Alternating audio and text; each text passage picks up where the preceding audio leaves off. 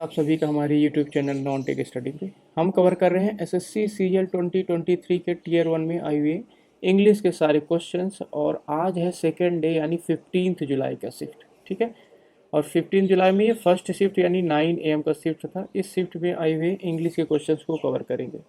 तो चलिए देख लेते हैं इस शिफ्ट में क्या आया हुआ है। Before that this is short introduction of me. I have completed my graduation as BTech. और जो एग्ज़ाम मैंने क्वालिफाइड किया है जिसमें आरआरबी एनटीपीसी यानी रेलवे का एग्ज़ाम 2019 का, एंड एसएससी सीएचएसएल 2021, उसके अलावा एसएससी सीपीयू। चलिए शुरू करते हैं आज के प्रैक्टिस क्वेश्चन यानी आज के शिफ्ट में आए हुए क्वेश्चंस को। तो पहला क्वेश्चन हमारे पास है, select the most appropriate one word, यानी वन वर्ड का क्वेश्चन है पहला। Irrelevant behaviour toward anything held sacred और कंसर्निंग गॉड, यानी गॉड के खिलाफ कुछ अपशब्द बोलना है, इस तरह के लिए कौन सा वर्ड हमारे पास आना चाहिए। तो एग्नोस्टिज्म का मतलब क्या होता है? एग्नोस्टिस का मतलब होता है कि नॉट श्योर अबाउट गॉड, यानी गॉड के बारे में जिसे श्योर नहीं है कि गॉड है कि नहीं, उसके लिए हम बात करेंगे एग्नोस्टिस। पैंथीस यानी ऑल गॉड पर बिलीव करने वाला, पैंथीस। उसके अलावा थीस यानी ईश्वर को मानने वाला। और जो ब्लैसफेमी है, ब्लैसफेमी यानी गॉड के अगेंस्ट बोलना, उसको बोलते हैं ब्लैसफेमी। तो हमारा जो करेक्ट वर्ड हो जाएगा ब्लैसफेमी। नेक्स्ट क्वेश्चन भी है। अगला जो है हमारे पास पैराजंबल का क्वेश्चन है, यानी सेंटेंस रीअरेंज का क्वेश्चन जो होता है वो यहाँ पे करना है, ठीक है। तो 5 सेंटेंस को रीअरेंज करना है। तो इस टाइप के क्वेश्चन को क्या करना पड़ेगा? सबसे पहले आप तो ऑप्शन में जाके ये चेक कर लो कि ऑप्शन जो स्टार्टिंग है इंट्रोडक्शन वो क्या डिफरेंट है। तो यहाँ पे देखिए बी से स्टार्ट हुआ, ये डी सी, ये ई, और ये ए, और ये ई। यानी अगर हमें पहला पार्ट यानी इंट्रोडक्टरी पार्ट मिल जाए तो भी हम इस टाइप के क्वेश्चन को कर सकते हैं। दूसरा, अगर ये ना हो तो दूसरा हम पता करेंगे कि एक सेंटेंस के दूसरे से क्या रिलेशन है। अगर ये पेयर पता चल जाएगा तो हम इस क्वेश्चन को कर सकते हैं। तो यहाँ पे देखिए इंट्रोडक्टरी सेंटेंस कौन सा हो सकता है? Many countries throughout the world have achieved full digitalisation. तो यहाँ पे मेनी कंट्री के अचीवमेंट की बात करें, यानी ये उसका रिजल्ट पार्ट हुआ। इंट्रोडक्शन में किसी का आउटपुट नहीं बताया जाता, इंट्रोडक्शन में उसके बारे में इनिशियल इन्फॉर्मेशन बताया जाता है। Initially the entire world transition to digitalisation, यानी इनिशियल की शुरुआत में जो इंटायर वर्ल्ड किसमें ट्रांजिट हुआ यानी बदलाव हुआ, डिजिटलाइजेशन में, यानी ये हमारा पहला पार्ट हो सकता है। This type of internet is known as metaverse, यानी किस टाइप के इंटरनेट की बात कर रही है ये हमें पता नहीं। तो पहला सेंटेंस जो है सी नहीं हो सकता, ए भी नहीं हो सकता था। उसके अलावा D, this existing kind of internet technology which gives us access to various aspects is about to change into a better and newer version। तो this existing kind of internet technology जो देता है, यानी हमारा डी पार्ट भी पहला हो सकता है, यानी इंटरनेट के बारे में इंफॉर्मेशन यानी इनिशियल पार्ट है वो बता रहा है। The metaverse is an intriguing technology. अब देखिए मेटावर्स पहले बता चुका था ऑप्शन नंबर सी में, सी में बताया गया है this type of internet is known as metaverse. अब मेटावर्स इसको जाना जाता है, फिर मेटावर्स के बारे में कुछ और इन्फॉर्मेशन दिया है, यानी सी के बाद हमारा जो पार्ट होगा वो होगा ई, ठीक है। अच्छा, सी में जो बताया गया है वो क्या है? दिस टाइप ऑफ इंटरनेट, यानी इंटरनेट के बारे में बताया गया है। तो सी के पहले ऐसा सेंटेंस आएगा जिसमें इंटरनेट को डिफाइन किया है। तो this existing kind of internet technology, यानी डी वाले पार्ट में इंटरनेट टेक्नोलॉजी के बारे में बताया गया है, which gives us access to various aspect is about to change into better and newer version. यानी सी में किसके बारे में बताया गया है? डी के बारे में। तो ये हमारा कंप्लीट क्लियर हो जाएगा, डी सी ई, ठीक है। तो डी सी ये वाले पार्ट में है, ये डी सी इसमें भी नहीं है, ठीक है। तो ऑप्शन नंबर सेकेंड हमारा करेक्ट फॉर्म हो जाएगा। चलिए बढ़ते हैं नेक्स्ट क्वेश्चन पे। वन वर्ड सब्सटीट्यूशन है, use fire for celebration. Celebration के लिए फायर लगाना, उसको हम बोलते हैं बोन फायर, यानी जैसे होलिका होता है तो यहाँ पे हम आग लगा दिए, ठीक है, और इस सेलिब्रेशन के तौर पर हम इसको मनाते हैं, तो इसको हम क्या बोलेंगे? Bone fire. अगला क्वेश्चन है क्वेश्चन नंबर 4। क्या करना है? अप्रोप्रिएट जो भी इनकरेक्ट है उसको करेक्ट करना है। It is reported that C has been, देखिए ये हैज़ क्या होता है, परफेक्ट वाला हेल्पिंग वर्ब, तो इसके बाद जो वर्ब आता है वो थर्ड फॉर्म में होना चाहिए, बीन का थर्ड फॉर्म वोन होना चाहिए, तो सी हैज़ वोन, ये हमारा करेक्ट हो जाएगा। क्वेश्चन नंबर 5, पैसिव वॉइस में बताना है। तो एक्टिव से जब भी हम पैसिव वॉइस में बनाते हैं तो हमने क्या सीखा है कि बी के फॉर्म को ऐड करेंगे, किसमें, जो भी इसका मेन वर्ब है उसको बी के फॉर्म में लिख देंगे। तो Joseph open the Bible, Joseph हमारा सब्जेक्ट हुआ, ये हुआ हमारा वर्ब, ठीक है। वर्ब किस फॉर्म में है, ओपन यानी सेकेंड फॉर्म में है, तो बी का सेकेंड फॉर्म क्या होगा, वॉज या वर्ब, ये तो सिंगुलर या प्लूरल पर डिपेंड करेगा। तो यहाँ पे जो वर्ब होगा वो वॉज वर्ब होगा, उसके बाद वर्ब का थर्ड फॉर्म, तो ओपन का second form open, third form भी ओपन, तो यहाँ पे इसके बाद भी क्या हो जाएगा, ओपन, ठीक है। तो ये हमारा जो वर्ब है पैसिव वॉइस का वो होना चाहिए। तो is being incorrect, is opening incorrect, was open हो सकता है, यहाँ पे ओपन, तो एक ही ऑप्शन था, ऑप्शन नंबर थर्ड हमारा करेक्ट हो जाएगा। चलिए बढ़ते हैं नेक्स्ट क्वेश्चन पर। क्वेश्चन नंबर 6, एरर पार्ट में हमें बता, मतलब कौन सा पार्ट एरर है वो बताना है। अगर एरर नहीं है तो नो एरर वाला हमारा आंसर हो जाएगा। He promised that them that he would sure repay the loan urgently. He promised, he subject हुआ, प्रोमिस्ड यानी पास्ट टेंस की बात कर रहा है, ठीक है। तो सेंटेंस पास्ट में है तो पूरा पास्ट में ही जाएगा। दैट ही वुड, तो ये विल का वुड कर दिया है, सही है।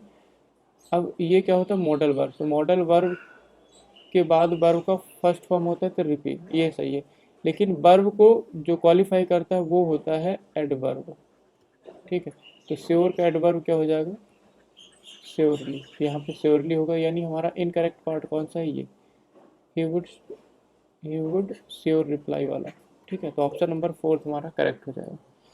एंटोनिम ऑफ गलिबल, गलिबल यानी जो इजीली मान जाए, इजीली जिसको कन्विंस कर लो, उसका अपोजिट होता है ना। तो क्रेडुलस का मतलब सेम ही होता है, इसका सिनोनिम है इजीली कन्विंस। प्लायंट का मतलब भी होता है इजीली कन्विंस। सिंपल यानी सिंपल ही हो गया। तो सिनिक यानी होता है स्वार्थी, ठीक है, जिसे आप आसानी से नहीं बना सकते, स्वार्थी, वो हमारा इसका अपोजिट वर्ड हो जाएगा।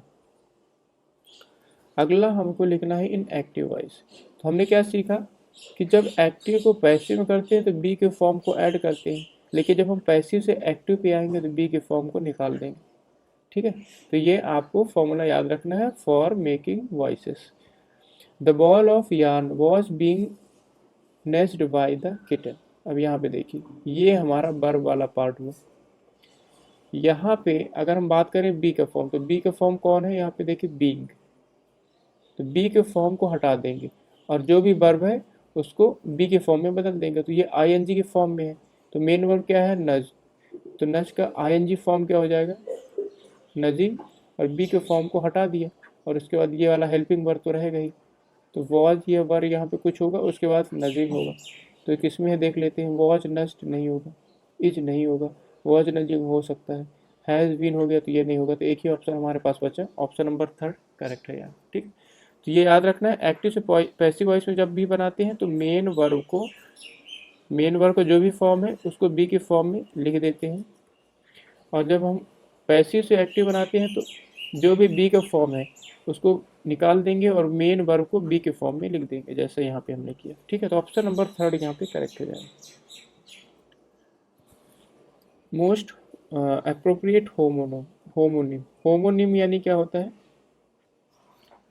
होमोनिम को क्या बोलेंगे आप, होमोनिम का मतलब होता है कि प्रोनाउंस सेम हो, ठीक है, और स्पेल्ड भी सेम करे लेकिन उसका मीनिंग डिफरेंट हो।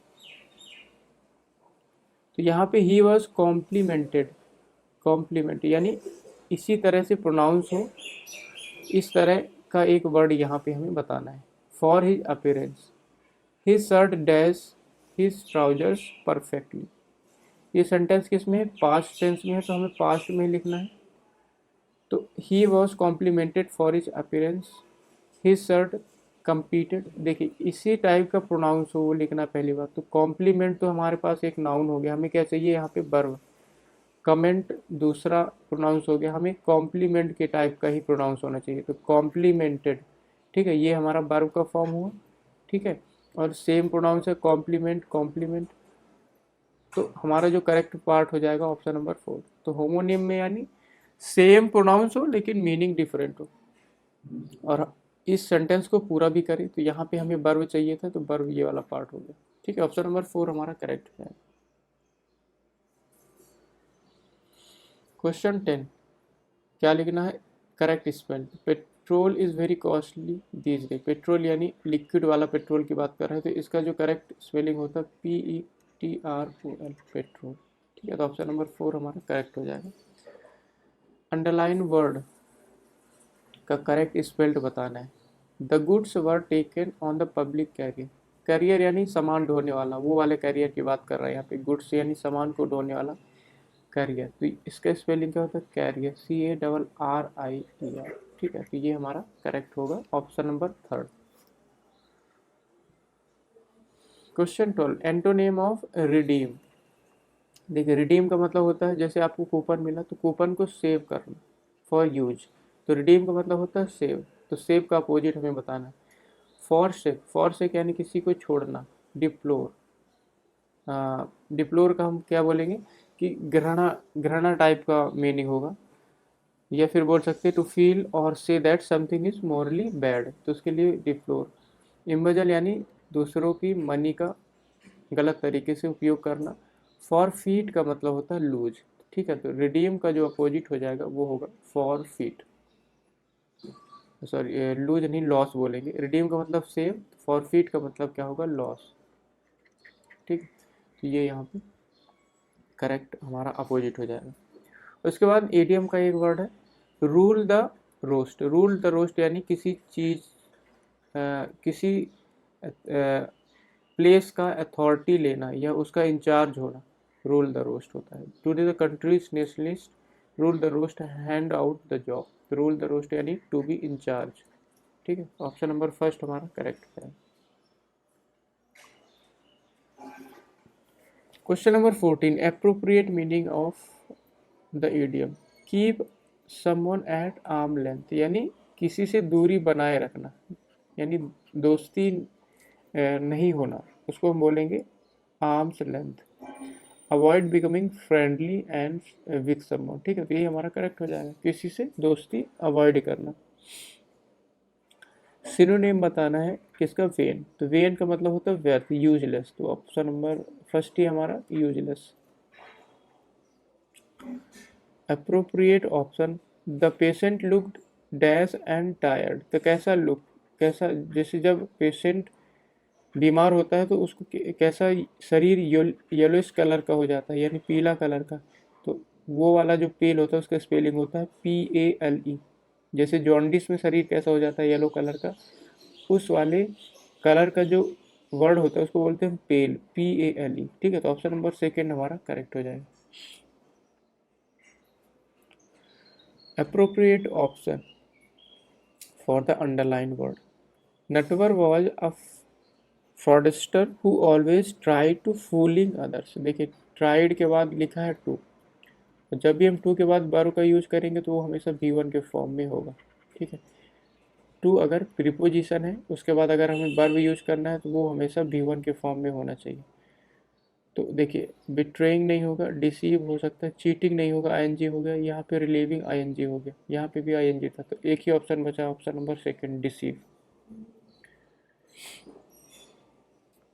Question number 18, synonym of consent. Consent यानी किसी को किसी चीज़ में एग्री करना, कंसेंट या एग्री होना। अवर्ट, अवर्ट यानी अवॉइड करना, यानी ये नहीं होगा, हमें क्या लिखना है? सिनोनिम।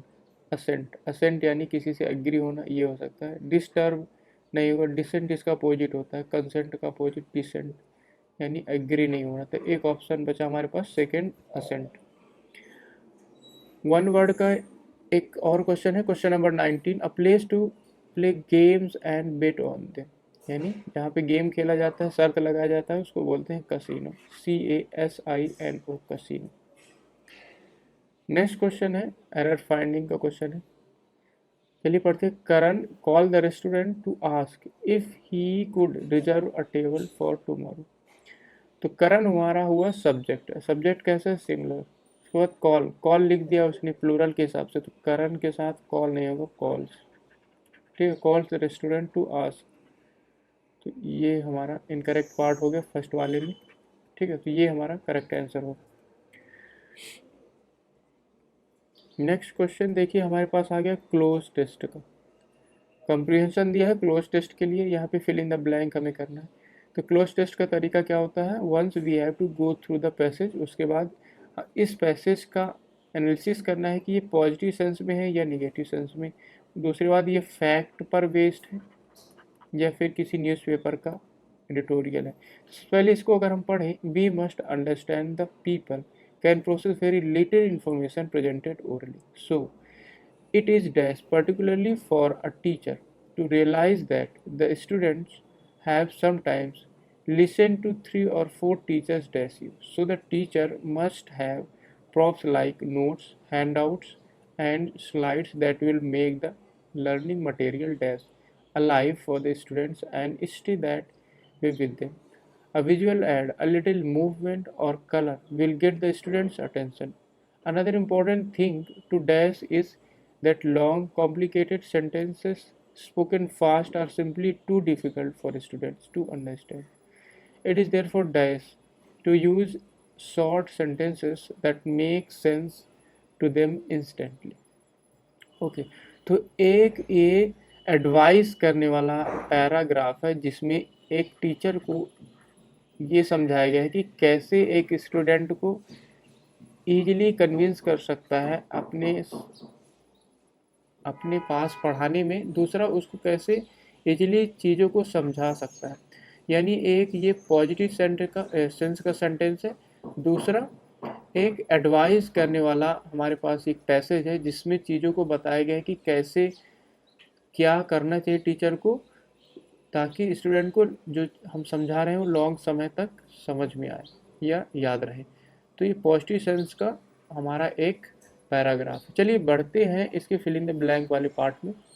तो पहला part, we must understand the people can process very little information presented orally, so it is dash it is dash particularly for teacher to realize that the student have sometimes listened to। तो यहाँ पे देखिए, सो it is, अब ये positive sense का है, तो जो निगेटिव है उसको तो हटा सकते हैं, अननेसेसरी, इमटेरियल, तो ये तो हट गया हमारे पास। अब इट इज़ क्या, अर्जेंट है पर्टिकुलरली फॉर टीचर या इट इज़ इम्पॉर्टेंट है। तो ये एक यहाँ पे मीनिंग से भी समझ सकते हैं कि it is important for particularly for teacher to realize that students have sometimes listen to 3 or 4 teachers dash you. यानी स्टूडेंट क्या करते हैं कि आपसे पढ़ने के पहले 2-3 टीचर से पहले से ही पढ़ के आते हैं। तो यहाँ पे क्या होगा, हमारा करेक्ट जो ब्लैंक फिल करेंगे तो क्या होगा, listen to 3 or 4 teachers dash you, यानी आपके पहले, यानी बिफोर हमारा करेक्ट हो जाएगा, बिफोर यू। ठीक है, तो ऑप्शन नंबर 3 हमारा करेक्ट होगा।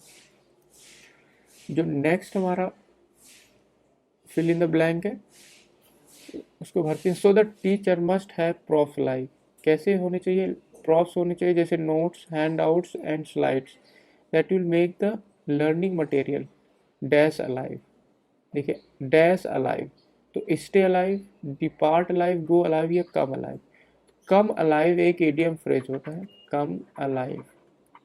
कम अलाइव यानी चीज़ों को एक्साइटिंग बनाना, एनर्जेटिक बनाना, उसको हम बोलते हैं कम अलाइव। तो यहाँ पे हमारा करेक्ट क्या हो जाएगा, कम alive for the student and stay that way with them. ठीक है, उनके साथ जो समझ रहे हैं वो लंबे समय तक रहे। A visual aid, a little movement और colour will get the students attention. Another important thing to dash क्या है, गेस करने की ज़रूरत है या डिटेक्ट करने का, रियलाइज़ करने का, डिसाइड करने का। तो एक ये इन्फॉर्मेटिक हमारा जो पैसेज है, तो यहाँ पे इंफॉर्मेशन देंगे, सजेशन देंगे, इसी टाइप का सेंटेंस जो भी मीनिंग आएगा उसको हम फिलअप करेंगे। तो another important thing to realize, another important thing to realize is that long complicated sentences spoken fast are simply too difficult for student to understand। ठीक है, तो लास्ट पार्ट हमारे पास क्या बच गया, it is there for dash to use short sentences that make sense to them instantly. तो it is there for compulsory, ऐसा कोई कंपल्सरी नहीं है, एक एडवाइस है, तो it is advisable to use short sentences. ठीक है, ऑप्शन नंबर सेकंड डी हमारा करेक्ट हो जाएगा। सो आज के लिए इतना ही, 25 क्वेश्चन हमने कवर किया है। आई होप आपको समझ में आया होगा। And if you like the video please hit the like button and subscribe my channel. Thank you so much for watching.